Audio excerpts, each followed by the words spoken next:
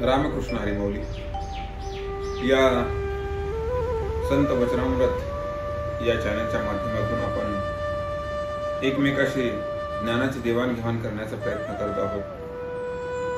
त्यातील पुढलं पाऊल श्रीमद भगवद्गीता अध्याय क्रमांक 2 श्लोक क्रमांक 35। भगवंत अर्जुनाला बोलतायत।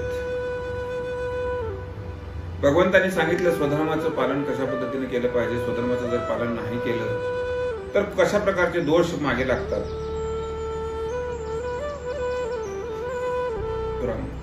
याचं वर्णन करून सांगितलं आणि त्याच्या पुढे जाऊन आता भगवंत सांगतायत काय बोलतात। भगवान कृष्ण परमात्मा अर्जुनाला म्हणू लागले, अभयाद्रणादुपरतम मन्स्यन्ते त्वां महारथः येषां च त्वं बहुमतो भूत्वा यास्यसि लाघवम्। अर्जुना, अरे तू जर या कुरुक्षेत्राच्या ठिकाणावरून स्वधर्माचं पालन न करता सगळ्यांना पाठ दाखवून जर पळून निघून गेलास तर जे काही या कुरुक्षेत्रामध्ये जमलेले जेवढे काही वीर आहेत, जे काही योद्धे जमलेले आहेत ते सगळेजण तुला काय म्हणून डरपोक म्हणून समजतील आणि वाऱ्यासारखी हे तुझी अपकीर्ती असणारी सर्वत्र पसरेल की गांडीवधारी असणारा अर्जुन, ज्याने भगवान शंकराला युद्धामध्ये पराभवाची चव चाखली, निवात कवचाचा ज्याने निपात केला, असा धनुर्धारी असणारा महान पराक्रमी वीर अर्जुन आज कुरुक्षेत्रामधून पळून जातोय। अरे अर्जुना,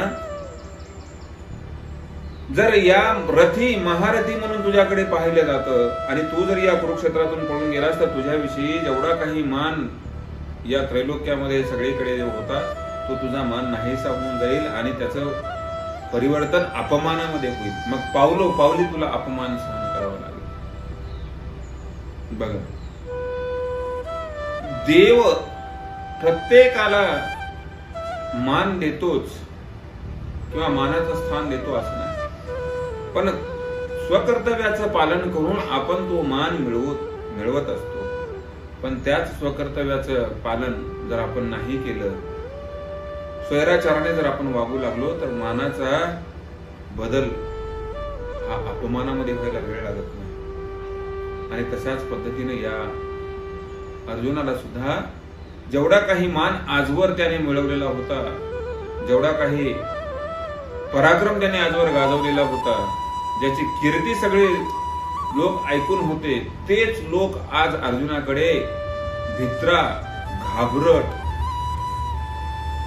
कुरुक्षेत्रावरून रणांगणाच्या ठिकाणावरून पळून जाणारा अशा प्रकारच्या दूषणांनी अर्जुनाकडे बघणार होते। आणि अर्जुना, अरे तुला फक्त स्वकर्तव्याचं पालन करायचंय, स्वकर्तव्य करायचंय, स्वधर्माचं आचरण करायचंय, स्वधर्माचं पालन करायचंय, तुला वेगळं काही करायचं नाही। युद्ध हे तुझ्यासाठी काही वेगळी गोष्ट नाही किंवा कुठली मोठी काही जबाबदारी सुद्धा नाहीये, ते कर्तव्य आहे, तो स्वधर्म आहे आणि स्वधर्माचं पालन करण्यासाठी तू मागे पुढे पाहू नको, चल उठ तयार हो, अशा प्रकारची साध, अशा प्रकारची हाक भगवान कृष्ण परमात्म्याने अर्जुनाला त्या ठिकाणी घातलेली आहे, जेणेकरून अर्जुनाच्या मनातील मोह दूर निघून जावा आणि अर्जुनानं युद्धासाठी प्रवृत्त व्हावं आणि युद्धाला सुरुवात व्हावी, या हेतून भगवंत अर्जुनाला त्या ठिकाणी उपदेश करू लागलेले आहेत। राम